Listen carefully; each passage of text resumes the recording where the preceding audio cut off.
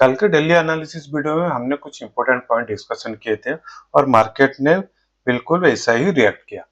तो एक बार मैं क्या करता हूँ, कल का जो डेली एनालिसिस वीडियो है उसका क्लिप मैं थोड़ा प्ले कर देता हूँ और आप उसको थोड़ा ध्यान से सुनिए, हो सकता है। तो कल के सिनेरियो में तीनों कंडीशन में अगर गैप अप ओपन होता है, मिडिल में ओपन होता है या फिर गैप डाउन ओपन होता है, तीनों कंडीशन में हो सकता है पहले हाथ में थोड़ी सी रिकवरी आए और बारह साढ़े 12 बजे के बाद क्लोजिंग टाइम होते होते वो धीरे धीरे मार्केट नीचे नीचे नीचे जाना शुरू कर दे और आखिर के 5-10 मिनट में हो सकता है थोड़ी सी अपमूव चले आए। तो बेटर होगा मार्केट को आप कल बस वॉच कीजिए और पैनिक मत होइए, ट्रेड मत कीजिए। तो अभी तो देखिए आज मार्केट ने किया क्या, यहाँ पर ओपन हुआ, ओपन होने के बाद वो पहले हाथ में मार्केट ऊपर चला गया, जहां पर रेजिस्टेंट था वहां तक ऊपर चला गया और बिल्कुल जैसे हमने डिस्कशन किया था कल के वीडियो में कि 11:30 बजे 12:30 बजे के अराउंड मार्केट वहां से धीरे धीरे नीचे आ सकता था और मार्केट ने कुछ ये 11:30 का कैंडल है, मतलब 11:45 के बाद से वो धीरे धीरे नीचे आना शुरू किया। और वीडियो में मैंने ये भी बताया था कि मार्केट क्लोज होते थे आखिरी 5-10 मिनट में मार्केट एक छोटी सी अपमूव दे सकता है। तो ऐसा कैसे होता है? क्योंकि देखिए मैंने कल भी आपको बताया था कि कोई भी बड़ा पोजीशन जिस तरह का मार्केट का सेंटीमेंट है वो 2 दिन के लिए लेके नहीं जाते। और जिन्होंने भी यहाँ पर ट्रेड लिया होगा, इस रेजिस्टेंट पॉइंट पे ट्रेड लिया होगा, वो भी नहीं चाहते कि कल मान लीजिए कि वार खत्म हो गया कि कोई पॉजिटिव न्यूज हो गया तो मंडे को शायद गैप अप ओपन हो जाए, तो वो भी अपना पोजीशन क्लोज करके चले जाते। इसीलिए ये फ्राइडे के आखिर के टाइम में ये थोड़ा सा अपमूव चला आता है। और मैंने दूसरा पॉइंट भी आपके साथ डिस्कस किया था कि आपको पैनिक होने की जरूरत नहीं है। भले ही वो उसके पहले दिन इतना बड़ा 700 पॉइंट का फॉल आया, लेकिन ये जो कैंडल हमने जो वीकली कैंडल वाला पॉइंट है उस वीडियो में डिस्कस किया था कि मार्केट इतने ऊपर से और तेजी से नीचे नहीं जा सकता है। अगर नीचे जाना होता तो ये वाला जो कैंडल है इसका वीक बहुत छोटा होना था, लेकिन पहले ही वीक के स्टार्ट में मार्केट बहुत ऊपर चला गया था, फिर वहां से नीचे आ रहा है। इसीलिए ये यहाँ से और नीचे, मतलब कि आज के दिन और नीचे जाना डिफिकल्ट है। तो चलिए हमारा कल के लिए, कल तो नहीं 2 दिन तो छुट्टी है, मंडे के लिए हमारा निफ्टी 50 में प्लानिंग क्या होना चाहिए। देखिए उससे पहले और एक इम्पोर्टेंट पॉइंट मैं आपके साथ आपको बताता हूँ। देखिए अगर ये पैटर्न को देखेंगे, आज तो यहाँ से ओपन हुआ, कल का और आज का ये दोनों को मिलाकर अगर ये पैटर्न देखेंगे तो इसको क्या बोलते हैं, इसको पोल एंड फ्लैग पैटर्न बोलते हैं। और यहाँ से अगर कोई ब्रेकआउट देता है तो यहाँ तक उसका मतलब कि ये नीचे से लेकर ऊपर तक जितना होता है, यहाँ से यहाँ तक आप टारगेट या इस रेजिस्टेंस लेवल तक आप प्रोजेक्ट कर सकते हैं। लेकिन देखिए हमेशा कौन से डे में पैटर्न बन रहा है और कौन से सेंटीमेंट के साथ पैटर्न बन रहा है वो भी मैटर करता है। अगर यही पैटर्न मान लीजिए कि मंडे को ट्यूसडे मिड वीक में या स्टार्टिंग ऑफ द वीक में बनता और थोड़े अच्छे सेंटीमेंट के साथ बनता तो ये यहाँ से ब्रेकआउट दे देता और यहाँ तक चला आता। क्योंकि ये फ्राइडे था, फ्राइडे को इतना बड़ा मूव करना थोड़ा डिफिकल्ट हो जाता है, क्योंकि अभी जैसा हो रहा है कि जियोपॉलिटिकल टेंशन जिस तरह का बढ़ रहा है, तो कोई किसी को मालूम नहीं कि वीकेंड में कौन किसके ऊपर बमबारी कर दे। और फिर जब आप मंडे मार्केट ओपन होता है तो काफी ऊपर या नीचे गैप अप और गैप डाउन ओपन हो जाता है और फिर उसको एडजस्टमेंट करना बहुत डिफिकल्ट हो जाता है। इसीलिए ज्यादातर लोग कहते क्या करते हैं कि वो छोड़ देते हैं और वेट करते हैं कि अगर मंडे को, मान लीजिए अगर मंडे को अभी ये जैसा पैटर्न बन गया, ये बहुत ही अच्छा पैटर्न बन गया और मंडे के लिए अगर मार्केट यही इस बीच में इस इस पॉइंट के अराउंड यहाँ पर मार्केट ओपन होता है, इसे ऐसे नीचे ओपन होता है तो भी मार्केट ठीक है। यहाँ पर ओपन होता है तो मार्केट क्या करेगा, थोड़ी देर के बाद जैसे आज 11:30-12 बजे के बाद मार्केट नीचे आया, उस दिन हो सकता है वो पहले थोड़ा 11:30 बजे तक ऐसा थोड़ा वोलेटिल क्रिएट करे और फिर हो सकता है वो यहाँ तक ये वाला रेजिस्टेंस के पास चलाए और यहाँ से ब्रेकआउट करने की कोशिश करे और यहीं कहीं क्लोज दे दे। अगर मार्केट थोड़ा नीचे ओपन होता है, मतलब कि फ्लैट ओपन होता है 50 30 50 पॉइंट ऊपर नीचे। अगर दूसरे कंडीशन में वो मार्केट है क्या, थोड़ा गैप अप ओपन होता है इस अराउंड 200 के 23,200 के करीब ओपन होता है, तो ये बहुत अच्छा कंडीशन बन जाता है। अगर इस पॉइंट में मार्केट ओपन होता है तो क्या करेगा कि वही थोड़ा वेट करना चाहिए ऐसे इस तरह का। अगर मार्केट यहाँ पे ओपन होता है और इस तरह का 1 2 3 4 ऐसा करके कुछ 15 मिनट 2-4 कैंडल बनाते हैं और यहाँ से एक ब्रेकआउट देता है, तो वो ब्रेकआउट बहुत ऊपर तक यहाँ तक हो सकता है या फिर यहाँ तक भी वो चला जाता है। और बहुत ही अच्छा मतलब कि मार्केट जिस लेवल पे क्लोजिंग दिया है, ये अगर मार्केट में सब कुछ कंडीशन ठीक ठाक रहा तो अगले हफ्ते मार्केट मैं थोड़ा आपको वीकली चार्ट में भी दिखा देता हूँ। अगले हफ्ते मार्केट हो सकता है कि ये वाला जो फॉल आया है इसके हाई या फिर यहाँ तक भी मार्केट मूव कर सकता है। इस लेवल तक हो सकता है कि अगले हफ्ते मार्केट मतलब के पोजिशनल के हिसाब से यहाँ तक भी मूव कर सकता है। तो फिर चलते हैं, कल मैंने आपको 2 स्टॉक दिया था उसको आज के लिए। अभी देखते हैं उन्होंने कैसा परफॉर्म किया। अभी जो पहला था ये वाला स्टॉक था, जिसका नाम था, ये ज्वेलरी स्टॉक था PNGJL। इसने क्या किया, हमारा कंडीशन क्या था, अगर ये यहाँ पर ओपन होके इस लेवल पे ओपन होते है, इसके हाई ब्रेक करता है तो हम इसको ट्रेड करेंगे और हमारा स्टॉप लॉस अराउंड यहाँ 550 का अराउंड होना चाहिए। तो इसने ओपन हुआ और थोड़ा ऊपर ही भी गया क्योंकि मार्केट का सेंटीमेंट आखिर में थोड़ा अभी फ्राइडे था, इसलिए मैंने पहले भी आपको बताया था कि कम क्वांटिटी में ट्रेड करने के लिए। तो ये थोड़ा नीचे आके दे अभी भी, हालांकि क्लोजिंग क्लोजिंग जो है वो थोड़ा खराब है क्योंकि ये थोड़ा नीचे क्लोजिंग दिया है, लेकिन अभी भी ये अच्छा पैटर्न में है। अगर कोई इसको ट्रेड लिया होगा तो वही यहाँ पर उसको सेम सेम स्टॉप लॉस के साथ यहाँ तक के लिए वो ट्रेड उसको होल्ड कर सकता है। नहीं तो अगर किसी ने इंट्राडे के प्योरली इंट्राडे के बेसिस में किया होगा तो ये ब्रेक इवन में भी उन्होंने निकाल सकता है।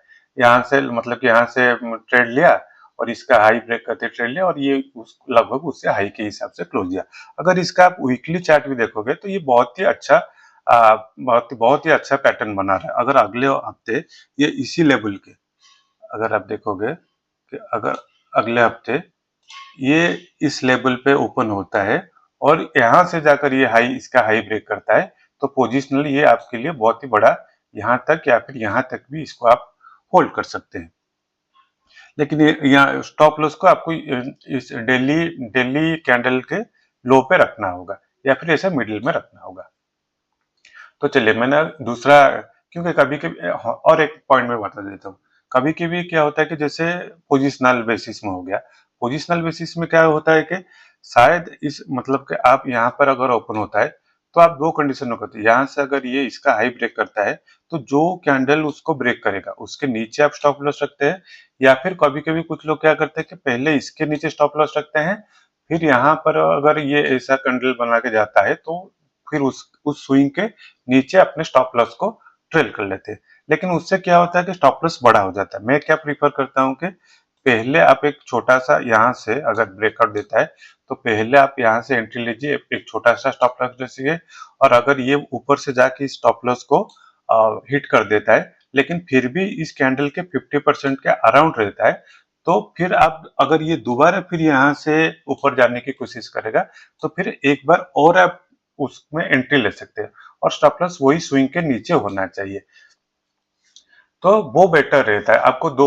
लेकिन अगर फिर 2 बार अगर वो स्टॉप लॉस हिट करता है, मान लीजिए कि आपने 2 बार री एंट्री ली फिर उसके बाद फिर आके वो उसको स्टॉप लॉस हिट कर देता है, तो फिर उस स्टॉक को आपको छोड़ देना चाहिए, दूसरे स्टॉक में ट्रेड करना चाहिए, उसको नहीं देखना चाहिए। तो चलिए मैं एक दूसरा स्टॉक जो था आयोन एक्सचेंज उसका भी देखते हैं।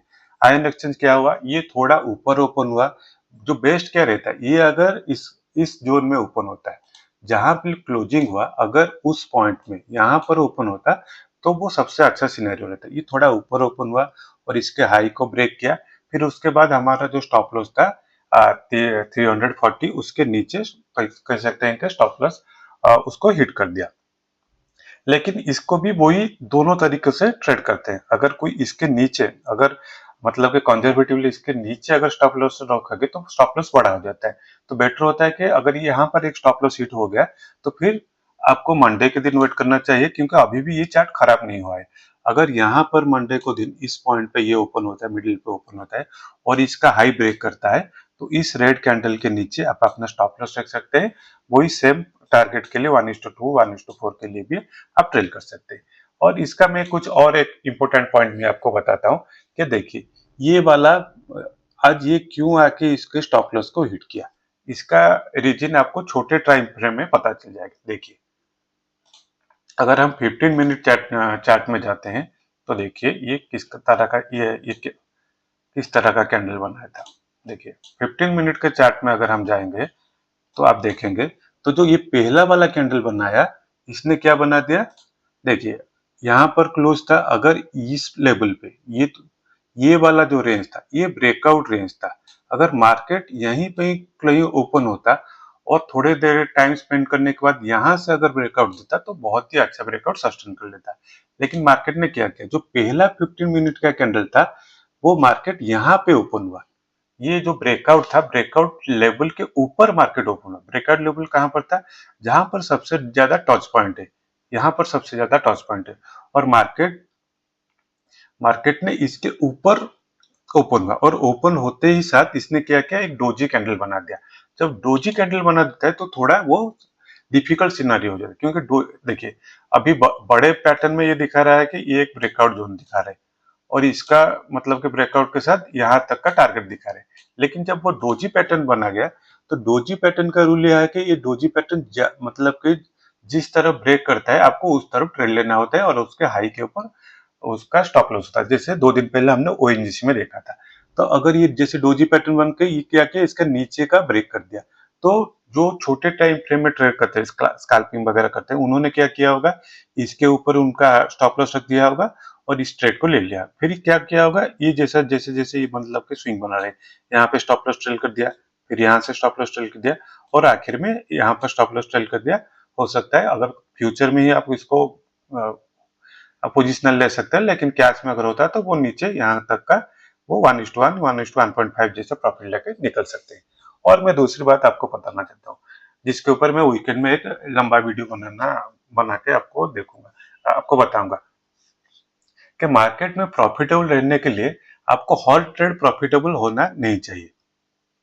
अगर आपका रिस्क रिवार्ड सही है, आप कम ट्रेड के साथ भी प्रॉफिटेबल हो सकते हैं। जो देखिए, मैंने ये क्योंकि ये जो मैं जीरोधा में ट्रेड करता हूँ उसमें उतना डिटेल एनालिसिस नहीं होता है। मैंने ये देखिए, ये एक डेल्टा एक्सचेंज है, यहाँ पर मैं बिटकॉइन में ट्रेड करता हूँ।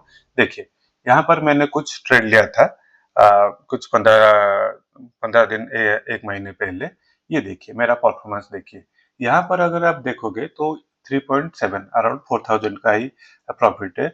लेकिन यहाँ पर विन रेट देखिए 64%। 64% का मीनिंग क्या है, मैं अगर 100 ट्रेड लेता हूँ उसमें से मेरा 35 ट्रेड्स रॉन्ग है, वहां पे मुझे स्टॉप लॉस हिट होता है और 64 ट्रेड में मेरा प्रॉफिट होता है। लेकिन फिर भी मेरा जो है फिर भी मैं प्रॉफिटेबल हूँ। क्यों? क्योंकि मेरा ये देखिए, मेरा जो एवरेज विन है और एवरेज लॉस है। और यहाँ पर अगर आप रिस्क रिवार्ड को रेशियो को देखेंगे तो ये 1:4 1:4 1:4.5 के करीब है। तो इस तरह का अगर आपका मतलब कि रिस्क रिवार्ड रेशियो रहता है तो आप भले ही आपका मतलब कि आपका विन रेट कम हो फिर भी आप प्रॉफिटेबल रहते हैं। तो इस बात को आपको ध्यान में रखना चाहिए। तो रिस्क रिवार्ड के हिसाब से मतलब हाँ, और दूसरी बात अगर आप देखोगे कि यहाँ पर मेरा जो भी मतलब के रिस्क रिवार्ड है ये 1:4 1:5 के करीब है। लेकिन आप देख रहे हो कि मैं आपको जो ट्रेड बता रहा हूँ वो 1:2 1:3 ऐसा करके बता रहा हूँ। क्यों बता रहा हूँ, देखिए ये जो स्टॉक है, ये जो इंस्ट्रूमेंट है, ये बिटकॉइन है। बिटकॉइन में क्या होता है कि वो बहुत बड़े बड़े मूव आते हैं। देख जैसे इंडेक्स में अगर देखोगे 1% 2% 3% ऐसा मतलब कि हमारा जो एनएससी का स्टॉक होता है वह एनएससी का इंडेक्स मूव करता है। लेकिन बिटकॉइन क्या करता है, दिन में 4% 5% 7-8% भी एक दिन का मूव कर देता है। तो यहाँ पर 1:3 1:4 मतलब 1:5 या फिर 1:10 तक भी आप कैप्चर कर सकते हैं फ्रीक्वेंट एंट्री लेकर। लेकिन अभी जो जैसे कैश मार्केट हो गया, स्टॉक मार्केट में हो गया, वहां पर इतने बड़े बड़े टारगेट मिलना थोड़ा मुश्किल हो जाता है। क्योंकि आप अगर उस तरह का टारगेट के लिए अगर आप वेट करोगे तो वो क्या करेगा कि यहाँ से निकल जाएगा 1:2 1:3 देके आप 1:4 के लिए वेट करेंगे, इतने बड़े टारगेट के लिए वेट करेंगे, ये जाके 1:2 चला जाएगा, फिर आपके आकर आपका वो स्टॉप लॉस हिट कर देगा। तो इसीलिए आपको क्या करना होता है कि मार्केट के हिसाब से, कोई भी मार्केट जिस तरह का मार्केट हो उस तरह का मार्केट के हिसाब से आपको अपने स्टॉप लॉस को उस हिसाब से आपके मार्केट मतलब के मार्केट के हिसाब से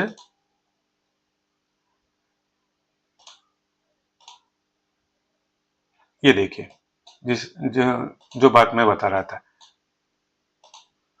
अगर यहाँ पे अगर आप मतलब कि जैसे 2 दिन पहले हमने ओएनजीसी का मैंने आपको रिकमेंडेशन दिया था, जहां पर मैंने आपको 1:2 का टारगेट लिया, यहाँ तक के टारगेट के लिए बताया था। अगर मान लीजिए कि कोई यहाँ पर अगर 1:2 टारगेट ना लेके वो 1:4 1:5 बड़े टारगेट के लिए वेट करता है, तो क्या हो आज के दिन वो जहां पर ओपन हुआ था वहां तक मतलब कि थोड़ा लॉस में भी चला था। तो हर मार्केट के हिसाब से आपका जो ट्रेडिंग का रूल होता है उसको आपको मॉडिफाई करना पड़ता है, और सपोर्ट और रेजिस्टेंस देखकर ही आप उसको एडजस्ट करते हैं। तो बाकी अगर आपको और मंडे के लिए मैं एक सेपरेट वीडियो बनाऊंगा जहां पर मैं 5 स्टॉक का लिस्ट बताऊंगा जो मंडे के लिए आप देख सकते हैं, दोनों तरह से डेली बेसिस में और वीकली बेसिस में। अगर आपको वीडियो अच्छे लगे तो आप वीडियो को चैनल को जरूर सब्सक्राइब कीजिए और बेल आइकन को दबाइए ताकि आपको कोई इंपॉर्टेंट वीडियो मिस ना हो। अगर आपका कोई सजेशन या कमेंट कोई स्टॉक के स्पेसिफिक स्टॉक के बारे में आप जानना चाहते हो तो आप जरूर कमेंट बॉक्स में स्टॉक का नाम लिख सकते हैं, आप क्या क्वेश्चन दे सकते हैं। Thank you.